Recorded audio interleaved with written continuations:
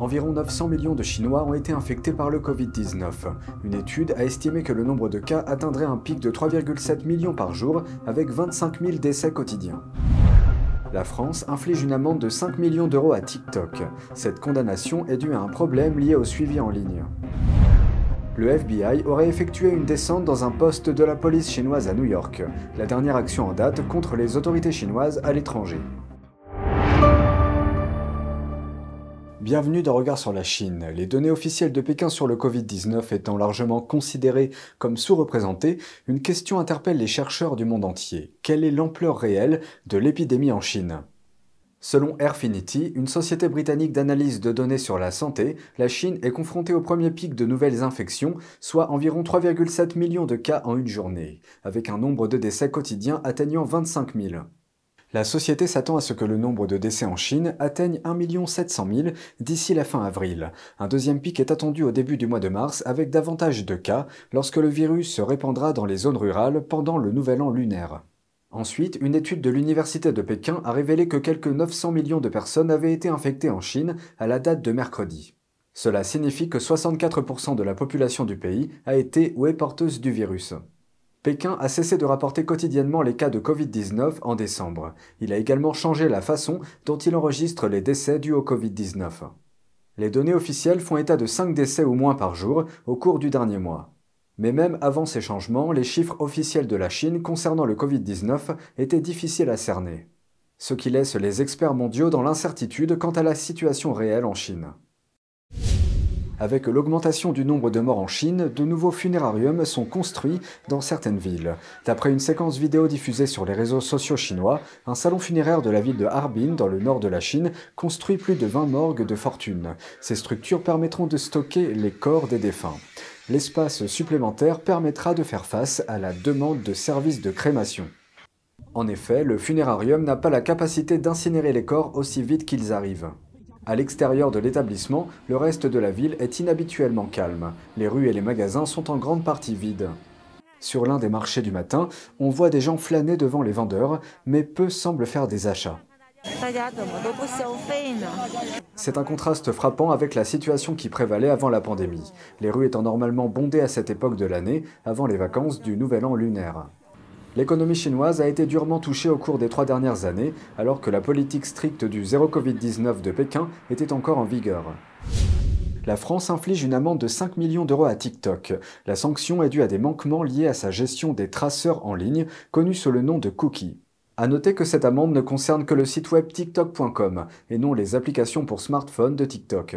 L'organisme français de protection des données a constaté que pour les utilisateurs de TikTok.com, il était plus facile d'accepter les traceurs numériques que de les refuser, et que les internautes n'étaient pas suffisamment informés de l'utilisation des cookies par TikTok. Le FBI a fait des recherches dans un poste de police chinois à New York l'automne dernier. C'est ce que révèle un reportage du New York Times citant des sources anonymes. NTD a contacté le FBI, l'agence a refusé de commenter. Le poste de police est basé à Manhattan. Il est situé dans le siège d'une association caritative américaine, l'America Changli Association.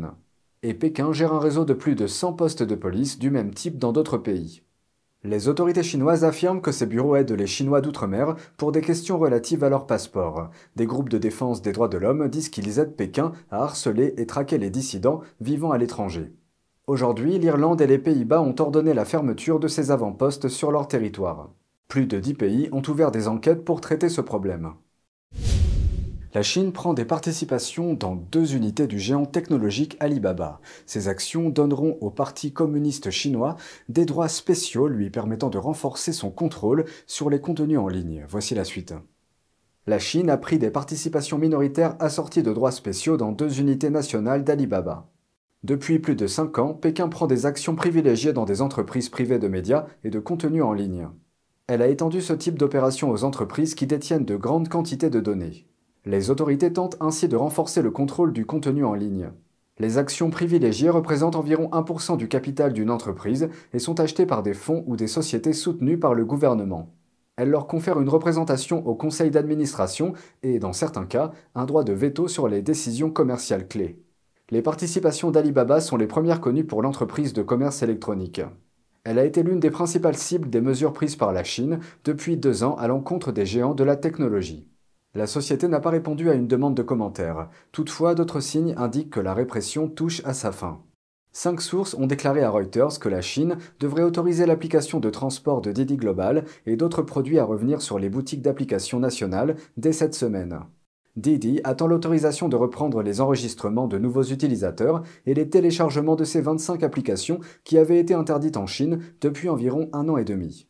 Selon certaines sources, l'entreprise s'est attiré les foudres des autorités de surveillance lorsqu'elle a décidé d'introduire ses actions aux États-Unis contre la volonté des régulateurs. Pékin a eu recours à de lourdes amendes et sanctions pour contrôler les géants de la technologie.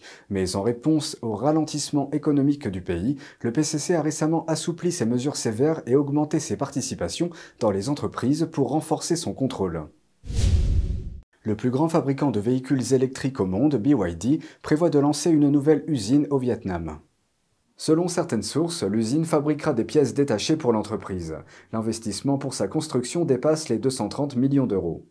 L'opération réduirait la dépendance de BYD, basée en Chine, vis-à-vis de son pays d'origine, et renforcerait sa chaîne d'approvisionnement en Asie du Sud-Est dans le contexte d'une expansion mondiale. Le constructeur automobile s'est également développé ailleurs en Asie, notamment à Singapour et au Japon, ainsi qu'en Europe. Cette offre s'inscrit dans une tendance plus large de l'industrie manufacturière, réduire son degré d'exposition à la Chine. Cette tendance s'inscrit dans un contexte de tensions commerciales avec les États-Unis et de retard de production dû aux précédentes politiques liées au Covid-19 de Pékin. L'année dernière, BYD a vendu plus du double de véhicules électriques que son rival Tesla en Chine. La société a refusé de commenter l'implantation de l'usine au Vietnam. Selon certaines sources, la construction de l'usine devrait commencer d'ici le milieu de l'année. L'Australie et son voisin, la Papouasie-Nouvelle-Guinée, unissent leurs forces pour un nouveau traité de sécurité. Ils ont déclaré jeudi qu'ils étaient encore en train de finaliser l'accord, un défi apparent face à l'affirmation croissante de la Chine dans la région Indo-Pacifique. Nos intérêts sont indivisibles. Vous ne pouvez pas avoir une Papouasie-Nouvelle-Guinée plus sûre sans une Australie plus sûre et vice-versa.